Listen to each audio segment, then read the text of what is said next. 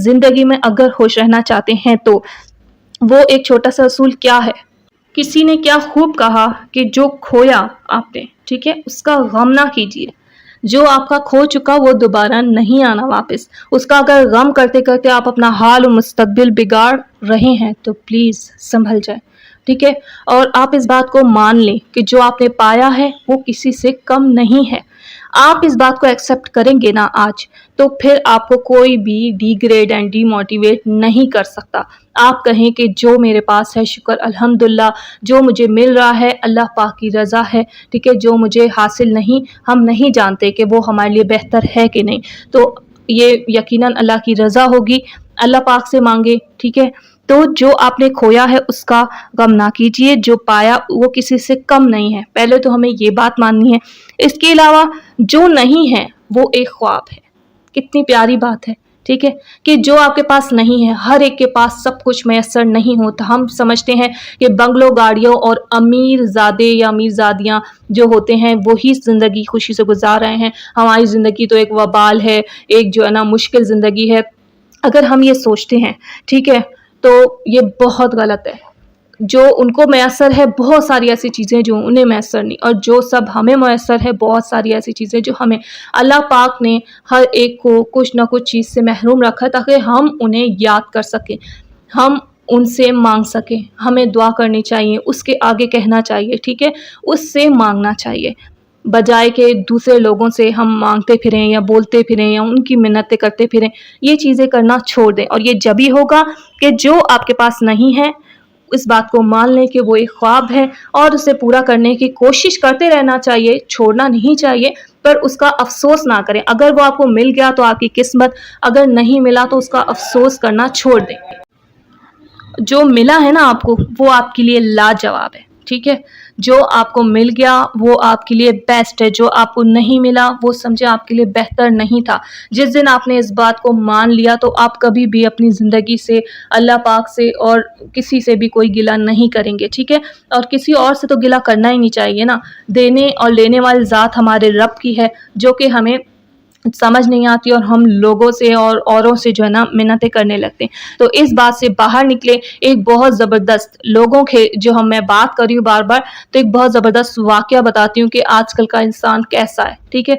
एक बहुत अच्छा वाक़या और सच्चा वाक़या है जो कि मैं आप लोगों के साथ आज शेयर कर रही हूँ कि एक इंसान दरख्त काट रहा था, ठीक है। दरख्त काटते वो इतना थक गया कि उसी दरख्त के साए के नीचे सो गया। उस दरख्त के साए के नीचे ही उसने साया लिया, आराम किया, सुकून किया, और उठते के साथ ही वो दोबारा से उस दरख्त को काटना शुरू हो गया और एंड तक उसने काट दिया। हम इंसान भी इसी तरह खुदगर्ज हैं, ठीक है। हम इंसान भी ऐसे ही हैं।